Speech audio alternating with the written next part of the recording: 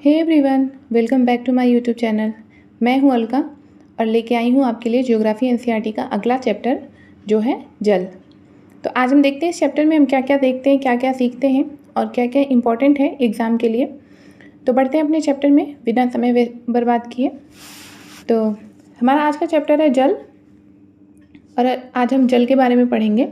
Class 7th की NCERT है ये और क्लास 7th की एनसीईआरटी के अकॉर्डिंग जो भी इसके बारे में है आज हम वो सब पढ़ेंगे।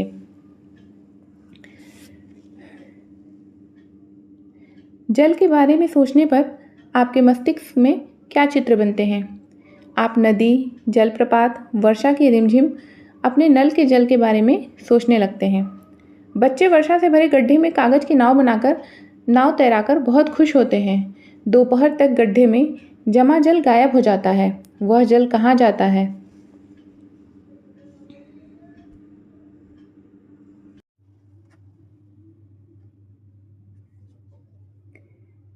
सूर्य के ताप के कारण जल वाष्पित हो जाता है। ठंडा होने पर जलवाष्प संघनित होकर बादलों का रूप ले लेता है। तो यहाँ पे बताया जा रहा है कि सूर्य के ताप के कारण जब सूर्य का तापमान ज़्यादा होता है तो पानी जो है वो गर्म होकर वाष्पित होने लगता है और फिर ठंडा होने पर जलवाष्प संघनित होकर बादलों का रूप ले लेता है। तो ये वाष्प के रूप में वायुमंडल में चला जाता है। फिर जब वहाँ पे वो हवाओं के माध्यम से जाता है तो वो जब ठंडा होता है, जलवाष्प संघनित होता है, ठंडा होता है तो बादल का रूप ले लेता है और फिर वही बादल जब भारी होने लगता है तो वर्षा का रूप ले लेता है। यहाँ से यह वर्षा हिम अथवा शहीम वृष्टि के रूप में धरती या समुद्र पर नीचे गिरता है।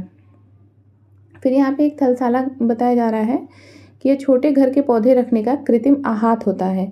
तो थलसाला छोटे घर के पौधे रखने का कृत्रिम आहात होता है।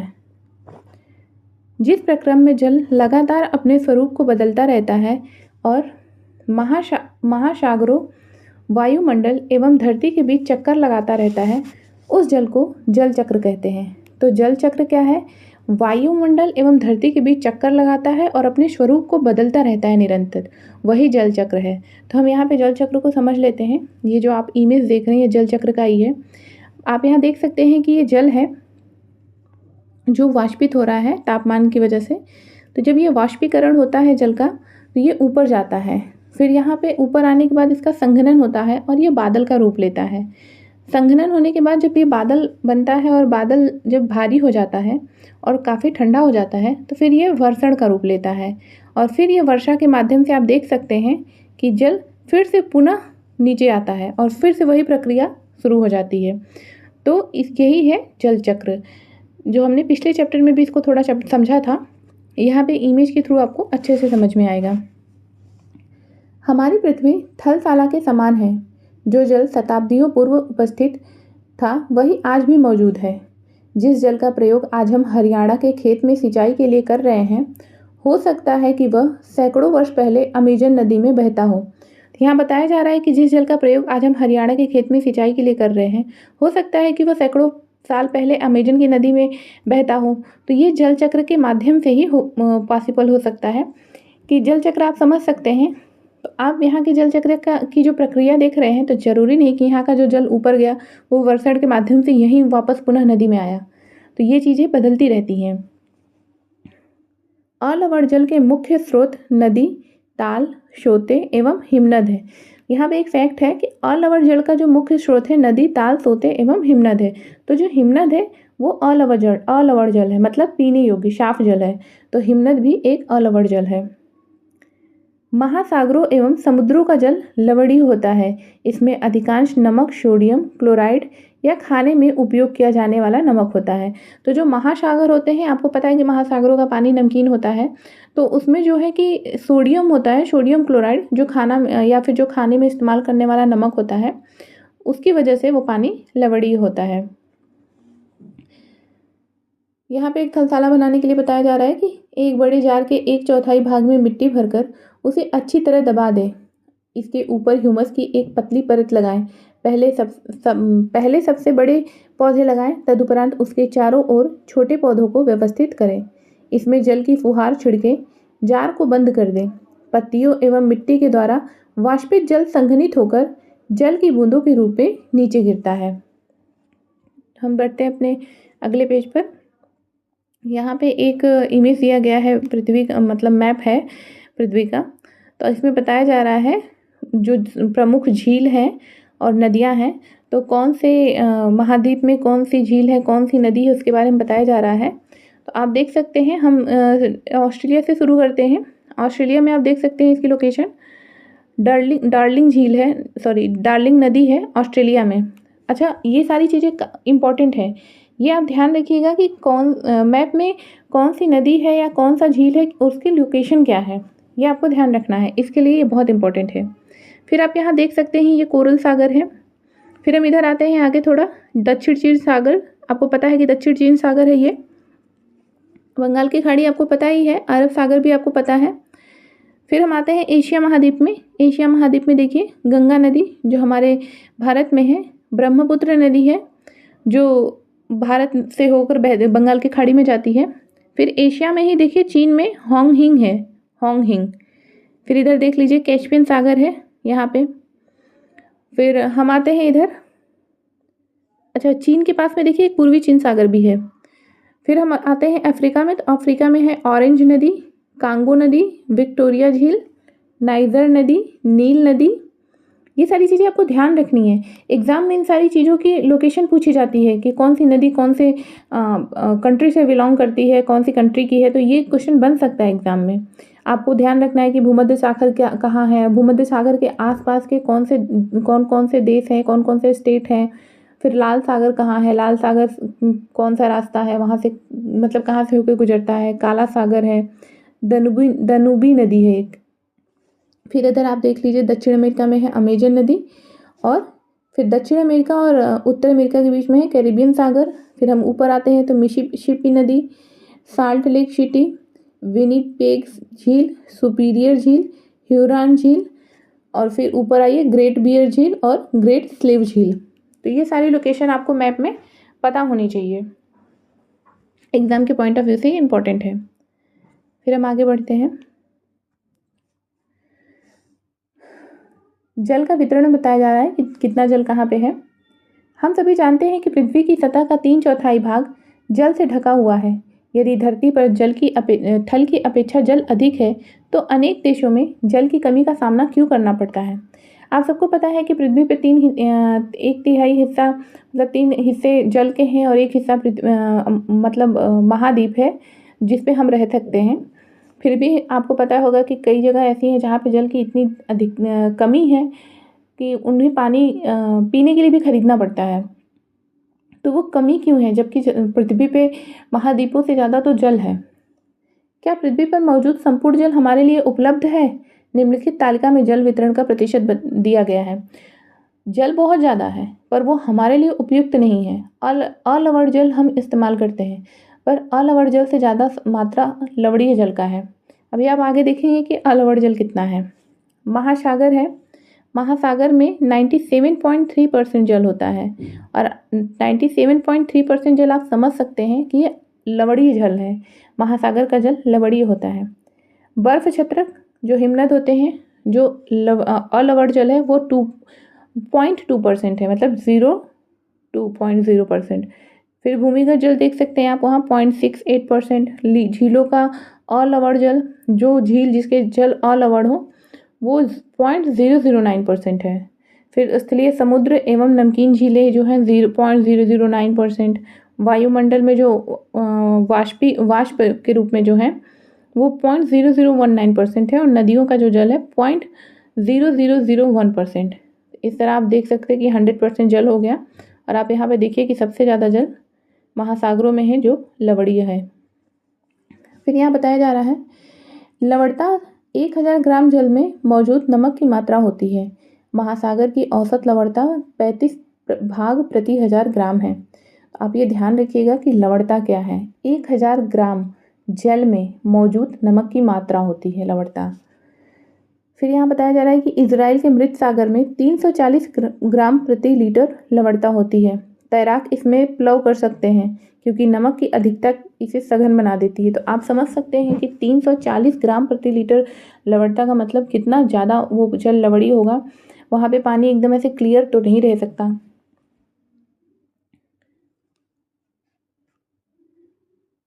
फिर हम आगे बढ़ते हैं। यहाँ पे एक क्रियाकलाप बताया जा रहा है कि 2 लीटर जल ने मान लिया पृथ्वी की सतह पर जल की संपूर्ण मात्रा है। बर्तन से 12 चम्मच जल मापकर दूसरे कटोरे में रखें। बर्तन से जल निकालने के बाद शेष जल लवणीय जल को दर्शाता है, जो महासागर एवं समुद्र में पाया जाता है। यह जल उपभोग के लिए उपयुक्त नहीं है। यह लवणीय जल नमक युक्त होता है। तो अभी आप समझ गए होंगे कि महासागरों के बारे में बताया जा रहा है। कटोरे में निकाल कर रखा गया जल 12 चम्मच जल पृथ्वी पर मौजूद संपूर्ण अलवण जल की मात्रा को दर्शाता है। चित्र में इस जल के वितरण को दर्शाया गया है। आप स्वयं देखें कि आप जल की कितनी मात्रा का उपभोग कर सकते हैं। तो यहाँ पे जो इमेज दिया गया है, यहाँ आपको बताया जा रहा है अलवण जल का वितरण। आप ये देख रहे हैं 9 चम्मच बर्फ छत्रक, मतलब वो हिमनद के रूप में जमा हुआ है। ये जो आपको 9 चम्मच जल दिखाए जा रहे हैं, ये हिमनद के रूप में जमे हुए हैं। फिर यहाँ पे आपको 2 चम्मच दिखाया जा रहा है जो भूमिगत जल है, भौम जल। 1 चम्मच दिखाया जा रहा है अलवण जल झील का, और यहाँ 1 बूंद नदी का। अभी आप सोचिए कि जो जमा हुआ जल है, अलवण जल में भी सबसे ज़्यादा संख्या जमे हुए जल की है, मतलब जो हिमनद है। ये एग्जाम में पूछा हुआ है कई बार, यूपीएससी में तो कई बार पूछा हुआ है कि प्रतिशत की मात्रा के हिसाब से पूछा गया है कि कौन सा मतलब अलवण जल सबसे ज़्यादा कहाँ पाया जाता है। तो ये ध्यान दीजिए कि अलवण जल सबसे ज़्यादा हिमनद में पाया जाता है, ग्लेशियर्स में पाया जाता है। इसके बाद जो है अगर आप घटते हुए क्रम में आएंगे नीचे, तो फिर पहले हिमनद, फिर आप आ जाइए भूमिगत जल, फिर आप आ जाइए झील, और फिर आप आइए नदियों में सबसे कम अलवण जल पाया जाता है और सबसे ज़्यादा हिमनद में। ये चीज़ आप ध्यान रखिएगा। फिर हम यहाँ देख लेते हैं, जीवन के लिए जल अत्यधिक आवश्यक है। प्यासे होने पर केवल जल ही हमारी प्यास बुझा सकता है। ऐसे में आपको क्या ऐसा नहीं लगता कि लापरवाही से जल का उपयोग करने पर हम बहुमूल्य संसाधन को बर्बाद करते हैं? जो पानी की कमी को महसूस किए होंगे वो ये बात बहुत अच्छे से समझ सकते हैं कि पानी, जल कितना महत्वपूर्ण है हमारे लिए। हमारी एक बहुत बड़ी परेशानी होती है कि जब तक हमको हर एक चीज़ आसानी से मिलता है, हमें उसकी वैल्यू नहीं समझ में आती है, हम उसकी कद्र नहीं करते हैं, हम उसे बचाने की कोशिश नहीं करते हैं, और हम ये भी जानते हैं कि वो हमारे लिए कितनी इम्पोर्टेंट है। आप इमेजिन करके देखिएगा कभी कि आपको सांस लेने के लिए ऑक्सीजन ना मिले, आपको पीने के लिए पानी ना मिले।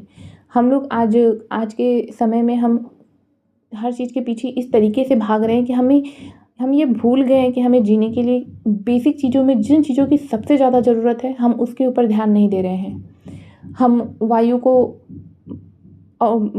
को प्रदूषित कर रहे हैं अपने शौक़ पूरे करने के लिए। हम पानी का ज़रूरत से ज़्यादा इस्तेमाल कर रहे हैं, उसे बर्बाद कर रहे हैं। आज हमें पानी अवेलेबल है, हमें मिल रहा है सही मात्रा में।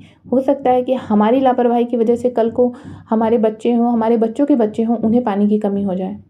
तो इसलिए ये चैप्टर आपके लिए इम्पोर्टेंट तो है ही, पर मैं आपको ये भी बता दूं, आप समझने की कोशिश करिए कि हमारी कोशिश से ही धरती बची रह सकती है, जल की बचत हो सकती है, जो हमारे लिए, हमारे जीने के लिए बहुत ज़्यादा ज़रूरी है। तो आप लोगों से रिक्वेस्ट है कि पानी का इस्तेमाल बहुत संभाल के किया करिए। फिर अपने चैप्टर पे लौटते हैं, ज़्यादा बात नहीं करते हैं, आप लोग समझदार हैं, समझ गए होंगे। फिर यहाँ पे आता है महासागरीय परिसंचरण। समुद्री तट पर नंगे पैर चलने से कुछ जादुई सी अनुभूति होती है। पुलिन पर नम बालू, ठंडी पवन, समुद्री पक्षी, वायु में लवणीय गंध एवं लहरों का संगीत सब कुछ सम्मोहित करने वाला प्रतीत होता है। ताल एवं झील के शांत जल के विपरीत महासागरीय जल हमेशा गतिमान रहता है, यह कभी शांत नहीं रहता। यहाँ बताया जा रहा है महासागरीय जल जो है हमेशा गतिमान रहता है, वो कभी भी शांत नहीं रहता है। महासागरों की गतियों को इस प्रकार वर्गीकृत कर सकते हैं जैसे तरंगे, ज्वार भाटा एवं धाराएं। तो यहाँ पे महासागरों की जो गतियाँ हैं उनको वर्गीकृत किया जा रहा है। तो महासागरों की गतियाँ 3 प्रकार की हैं, तरंगे, ज्वार भाटा एवं धाराएं। यहाँ प्रशांत महासागर का आप इमेज दिखाया गया है, ये आप देख सकते हैं प्रशांत महासागर। यहाँ बताया जा रहा है कि 22 मार्च विश्व जल दिवस के रूप में मनाया जाता है, जब जल संरक्षण की विभिन्न विधियों को प्रबलित किया जाता है। तो 22 मार्च विश्व जल दिवस के रूप में मनाया जाता है, ध्यान रखिएगा। फिर हम आगे बढ़ते हैं। क्या आप जानते हैं जब समुद्री सतह पर पवन बहती है तब तरंगे उत्पन्न होती हैं। जब समुद्री सतह पर जब बहुत तेज़ी से हवा बहती है तो आप महसूस करते होंगे कि पानी जो है ऊपर से ऐसे तरंग के रूप में बहता हुआ है। तो ये वही बात की जा रही है। जितनी भी तेज पवन बहती है तरंगे भी उतनी ही बड़ी होती जाती हैं। अब हम तरंगों के बारे में पढ़ेंगे। समुद्र तट पर गेंद से खेलते समय जब गेंद जल में गिर जाती है तो क्या होता है। यह दृश्य बहुत ही मनोरंजक होता है कि कैसे तरंगों के साथ गेंद तट पर वापस लौट आती है। जब महासागरीय सतह पर जल लगातार उठता और गिरता रहता है तो इन्हें तरंग कहते हैं। तो यहाँ पे हमारे लिए इम्पोर्टेंट क्या है, जब महासागरीय तट पर जल लगातार गिरता और उठता रहता है तो उसको हम क्या कहते हैं, तरंग। आप तरंग की परिभाषा नोट डाउन कर लीजिएगा। फिर हम आगे देखते हैं।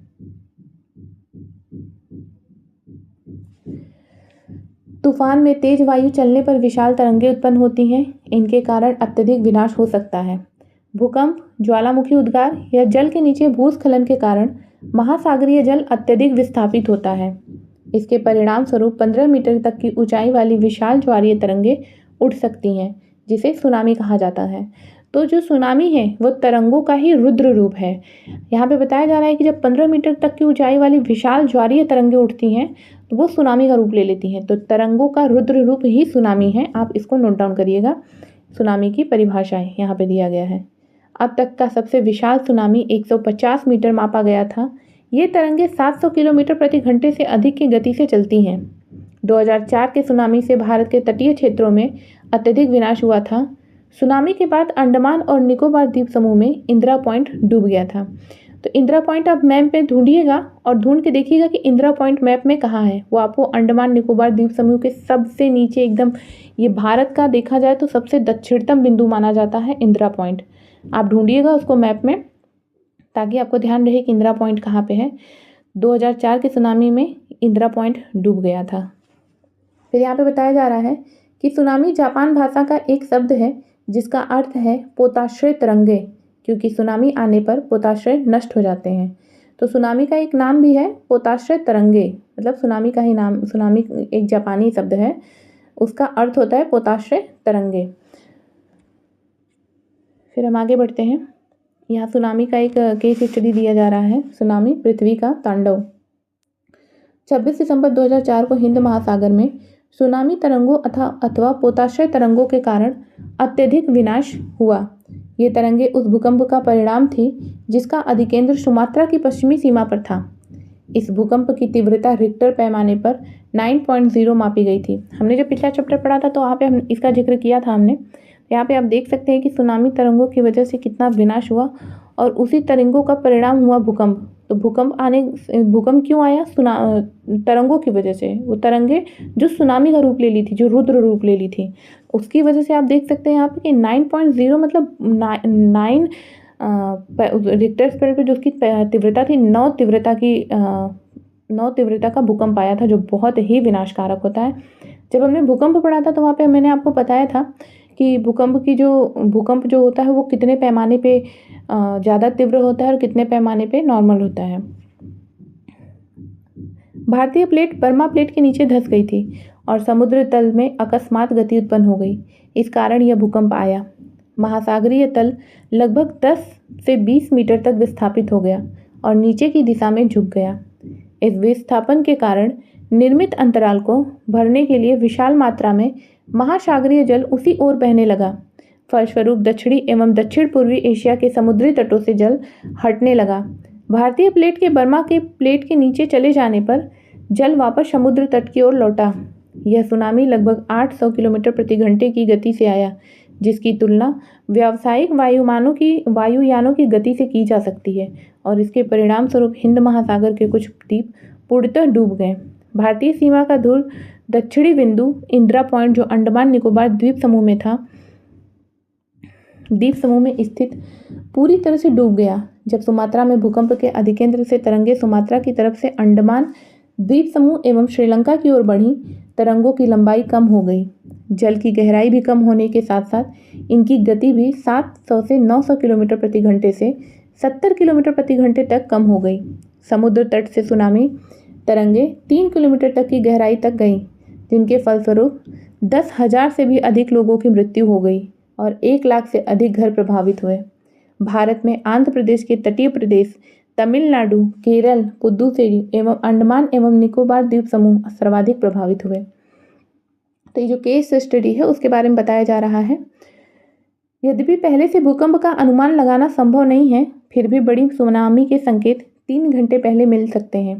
प्रशांत महासागर में प्राथमिक चेतावनी की ऐसी प्रणालियाँ क्रियाशील हैं, लेकिन हिंद महासागर में ये सुविधाएं नहीं हैं। प्रशांत महासागर की तुलना में हिंद महासागर में सुनामी कभी कभी ही आती है, क्योंकि यहाँ भूकंपीय क्रिया बहुत कम होती है। तो यहाँ बताया जा रहा है कि प्रशांत महासागर की तुलना में हिंद महासागर में सुनामी कम आता है या कभी कभी आता है, क्योंकि यहाँ पे भूकंपीय क्रिया बहुत कम होती है। मतलब प्रशांत महासागर में सुनामी भूकंप ज़्यादा आता है, अधिक आता है। तो ये केस स्टडी है जो सुनामी की वजह से भूकंप आया था, और आप देख सकते हैं यहाँ इमेज में कि कितना नुकसान हुआ। देख लीजिए यहाँ पे। हम आगे बढ़ते हैं। तो ये केस स्टडी है, ध्यान रखिएगा इसको। सॉरी,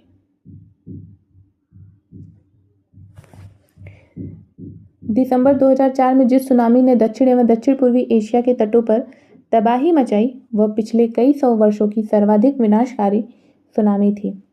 हिंद महासागर में निरीक्षण, आरंभिक चेतावनी की प्रणालियों एवं हिंद महासागर के तटीय निवासियों में जागरूकता की कमी के कारण जीवन एवं संपत्ति की अत्यधिक क्षति हुई।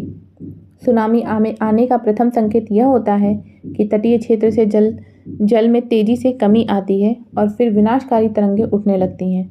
तो जब सुनामी आती है तो उसका सबसे पहले संकेत क्या होता है कि जो तटीय क्षेत्र है वहाँ का जो जल है वो बहुत तेज़ी से कम होने लगता है, और फिर उसके बाद बहुत विनाशकारी तरंग उठती है। मतलब कहते हैं ना कि शेर शिकार करने से पहले एक कदम पीछे लेता है और फिर शिकार करता है, तो कुछ ऐसा ही समझिए आप कि तट का जो जल है वो तेज़ी से पीछे जाएगा, कमी आएगी, और फिर वो विनाशकारी तरंग लेके उठता है। जब तट पर ऐसा हुआ था तो लोग ऊंचे स्थानों पर न जाकर उस अचंभे को देखने के लिए तट पर एकत्रित होने लगे, जिसके फलस्वरूप जब सुनामी की विशाल तरंग आई तो बड़ी संख्या में उत्सुक खड़े दर्शकों की मृत्यु हो गई। तो अब इसको हम कह सकते हैं कि जागरूकता की कमी। अगर किसी को भी ये पता होता है कि जो जल पीछे जा रहा है वो बाद में फिर सुनामी का रूप लेके ऊपर आने वाला है, तो कोई भी वहाँ नहीं जाता उसको देखने के लिए। पर इसे हम जागरूकता की कमी ही कह सकते हैं, जिसकी वजह से लोग वहाँ पे इकट्ठा हुए इस अजूबे को देखने के लिए और फिर अपनी जान से हाथ धो बैठे। तो ये सारी चीज़ें आप समझिए और अपने आसपास के लोगों को भी बताइए, समझाइए। जागरूकता जितनी अधिक होगी हानि उतनी ही कम होगी। फिर हम देखते हैं ज्वार भाटा के बारे में पढ़ लेते हैं। दिन में 2 बार नियम से महासागरीय जल का उठना एवं गिरना ज्वार भाटा कहलाता है। यहाँ बताया जा रहा है दिन में 2 बार नियम से महासागरीय जल का उठना और गिरना ज्वार भाटा कहलाता है। तो ज्वार भाटा महासागरीय जल का उठना और गिरना। जब सर्वाधिक ऊंचाई तक उठकर जल तट के बड़े हिस्से को डुबो देता है तब उसे ज्वार कहते हैं। आप लोगों में से अगर कुछ लोग समुद्र गए होंगे तो उन्हें पता होगा, जब वो समुद्र पे जाते हैं तो समुद्र का जल थोड़ा सा उठ के आगे आता है कभी कभी, फिर वो पीछे चला जाता है। तो जब जल उठ के आगे आता है तो उसको ज्वार कहते हैं। वो आएगा और तट के बाहर भी निकलता है और तट के बाहर की चीज़ों को भिगो के जाता है। तट के बाहर बालू वगैरह, बहुत से लोग होते हैं बैठ के समुद्र के किनारे कुछ लिखते हैं, फिर ज्वार आता है और उन सारी चीज़ों को मिटा के वापस चला जाता है, तो वही ज्वार है। जब जल अपने निम्नतम स्तर तक आ जाता है एवं तट के पीछे चला जाता है तो उसे भाटा कहते हैं। जब जल सारी चीज़ों को बहाकर वापस जाता है तो उसका जो स्तर है उससे भी पीछे चला जाता है या वहाँ तक चला जाता है जो उसका लेवल था, जहाँ पे वो था पहले, तो वो भाटा होता है। तो ज्वार जल का उठना, भाटा जल का वापस जाना या जल का गिरना। फिर हम आगे बढ़ते हैं। यहाँ पे बताया जा रहा है लघु ज्वार और बृहद ज्वार के बारे में कि कैसे होता है ये। सूर्य एवं चंद्रमा के शक्तिशाली गुरुत्वाकर्षण बल के कारण पृथ्वी की सतह पर ज्वार भाटे आते हैं। जब पृथ्वी का जल चंद्रमा के निकट होता है उस समय चंद्रमा के गुरुत्वाकर्षण बल से जल अभिकर्षित होता है, जिसके कारण उच्च ज्वार आते हैं। तो उच्च ज्वार क्यों आते हैं? चंद्रमा के गुरुत्वाकर्षण बल के कारण।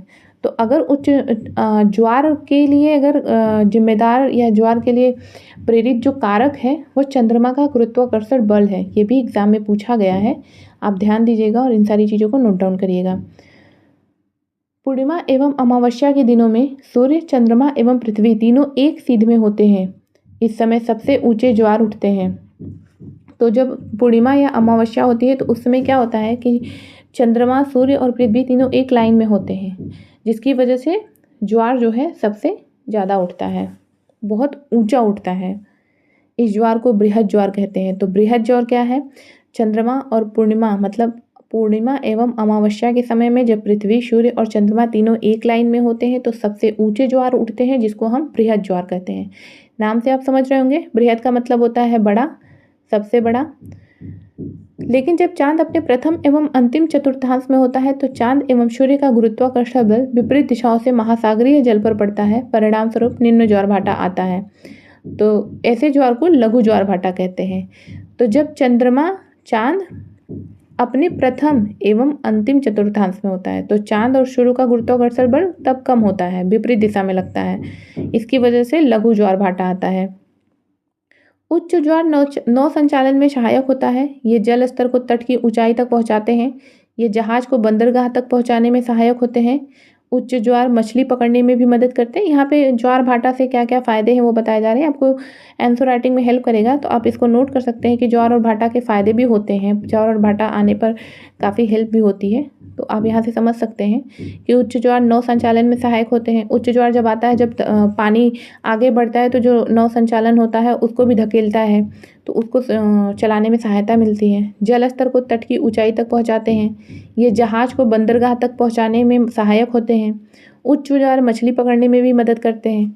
उच्च ज्वार के दौरान अनेक मछलियां तट के निकट आ जाती हैं।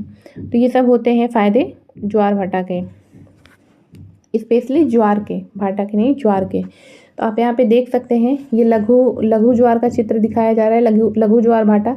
आप देख सकते हैं इधर सूर्य है, यहाँ चंद्रमा है। अब इनका जो गुरुत्वाकर्षण बल है ये अब विपरीत दिशा में लग रहा है, जिसकी वजह से निम्न ज्वार आता है। पर यहाँ पे आप देख सकते हैं कि सूर्य है, चंद्रमा है, पृथ्वी है, तीनों एक लाइन में है, एक सीध में है, तो इनका गुरुत्वाकर्षण बल अधिक होता है, जिसकी वजह से पृथ्वी बहुत बड़ा ज्वार आता है, ऊंचा ज्वार आता है। फिर सेम कंडीशन आप यहाँ भी देख सकते हैं, और यहाँ भी पृथ्वी, सूर्य और चंद्रमा तीनों एक लाइन में है। ये पूर्णिमा या अमावस्या में होता है, और पूर्णिमा और अमावस्या ऐसे ही तो होती है, या तो सूर्य के और चंद्रमा के बीच में पृथ्वी आ जाए, या सूर्य और पृथ्वी के बीच में चंद्रमा आ जाए। आगे बढ़ते हैं हम फिर। आशा करती हूँ कि आपको मेरी बात समझ में आ रही होगी, और अगर आपको ऐसा लगता है कि मैं बहुत फास्ट बोल रही हूँ तो आप प्लीज़ कमेंट बॉक्स में मैसेज कर दीजिएगा, तो मैं अपनी स्पीड को थोड़ा धीमा करने की कोशिश करूँगी। फिर आगे देखते हैं। इसके फलस्वरूप मछुआरे बिना कठिनाई के मछलियाँ पकड़ पाते हैं। कुछ स्थानों पर ज्वार भाटों से होने वाले जल के उतार चढ़ाव का उपयोग विद्युत उत्पन्न करने के लिए किया जाता है।